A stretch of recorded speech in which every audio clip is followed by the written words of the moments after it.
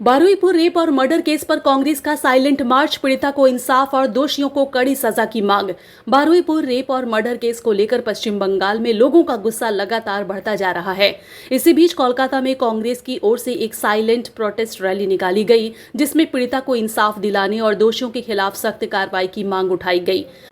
बारुईपुर की दिल दहला देने वाली घटना के विरोध में कांग्रेस नेता इमरान खान और प्रमोद पांडे के नेतृत्व में कोलकाता में एक साइलेंट रैली का आयोजन किया गया।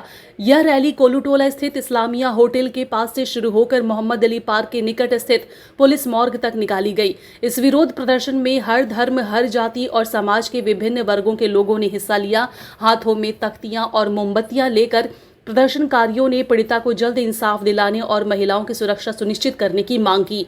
रैली के दौरान वक्ताओं ने कहा है कि राज्य में महिलाओं के खिलाफ बढ़ते अपराध बेहद चिंता का विषय है। उनका कहना था कि आरजीकर मामले के बाद भी कानून व्यवस्था में वैसी सख्ती नहीं दिखाई दी थी जिसकी आम लोगों को उम्मीद थी। उन्होंने मांग की है कि अपराधियों के खिलाफ बिना किसी देरी के कड़ी कानूनी कार्रवाई की जाए ताकि भविष्य में ऐसी घटना दोबारा ना हो। विरोध प्रदर्शन के दौरान कुछ नेताओं ने यह भी दावा किया है कि मुख्यमंत्री बनने के बाद आरजीकर मामले के दोषियों को जल्द सजा दिलाने का वादा किया गया था, लेकिन अब तक उस पर पूरी तरह से अमल होता नहीं दिखा। उन्होंने बारुईपुर मामले के सभी आरोपियों को कानून के अनुसार कड़ी से कड़ी सजा देने और राज्य में महिलाओं की सुरक्षा व्यवस्था को और मजबूत करने की मांग की। फिलहाल बारुईपुर रेप और मर्डर केस को लेकर पश्चिम बंगाल की राजनीति भी गर्मा गई है। अलग अलग राजनीतिक दल इस मामले पर अपनी रिएक्शंस दे रहे हैं, जबकि पीड़िता को इंसाफ दिलाने की मांग लगातार तेज होती जा रही है।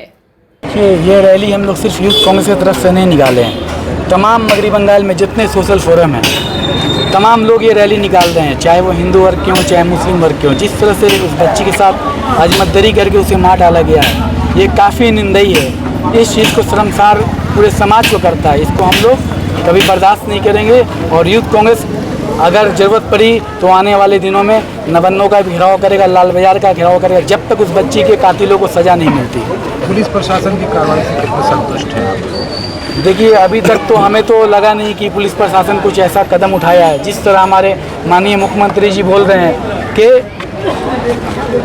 हम लोग उसको इनकाउंटर कर देंगे, ये कर देंगे, ये सिर्फ जुमली बातें हो रही, काम कुछ नहीं हो रहा है। मुझे लगता है कि वो इसमें उस तरह का एफर्ट नहीं दे रहे हैं जिस तरह का एफर्ट उन्होंने इलेक्शन जीतने के लिए दिया था।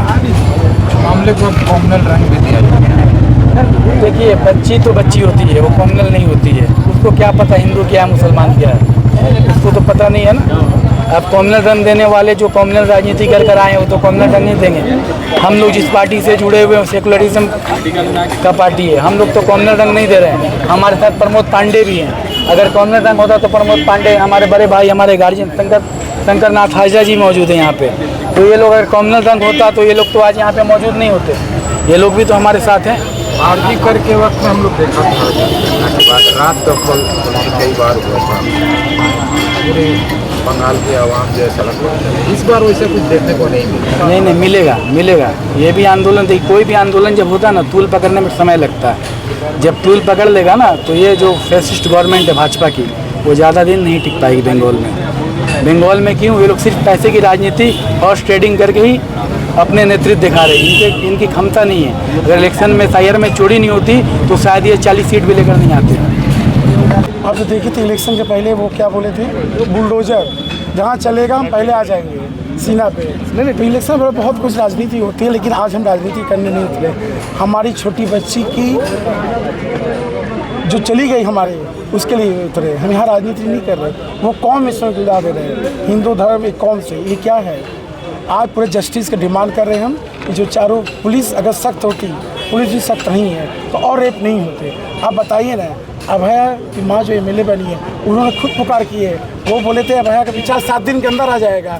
आज 7 दिन के बाद 3 महीना होने जा रहा है। तो कोई विचार संतुष्ट हम लोग नहीं है। वी वांट जस्टिस चाहिए। यूथ कांग्रेस इमरान खान के नेतृत्व में आज हम लोग उतरे हैं। कांग्रेस ही क्यों, हर कौम उतर चुकी है। आज रात को भी दखल होने वाला, कुछ जगह रात को भी उतरने वाले। तालतला एरिया में हमारी बहनें उतरेंगी। हमारे एक ही डिमांड है, जिसकी भी बच्ची गई है उसका डिमांड ये जो है सज़ा हो, उचित सज़ा।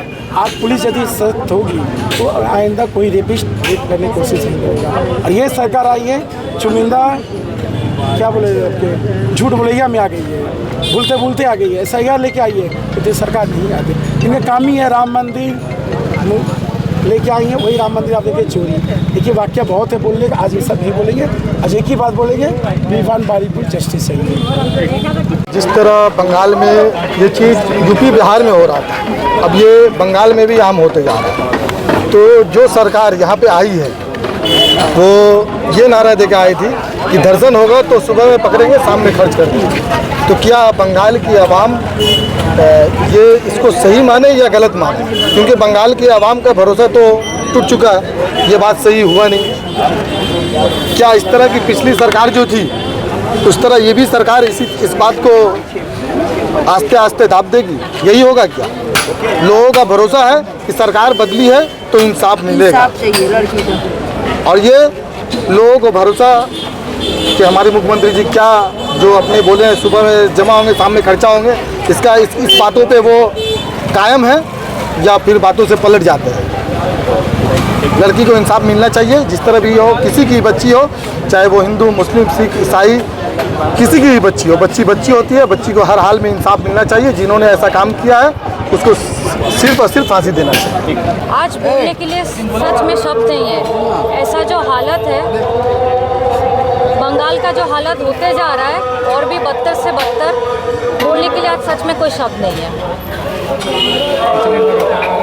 जब से सरकार बनी है तब से इस तरह की कई घटनाएं, तो क्या महिलाएं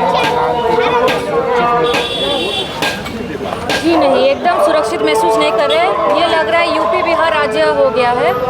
महिलाओं के ऊपर शासन चल रहा है, इतना खराब दिन आ गया है कि लड़की लोग निकलने से पहले सोच रही है, मम्मी पापा लोग सोच रहे हैं कि बेटी को भेजे ट्यूशन, स्कूल, कॉलेज, कहीं अच्छे से घर वापस लौटेगी कि नहीं, यही टेंशन लेके हम लोग के घर पे भी बहन है, दीदी है, माँ है।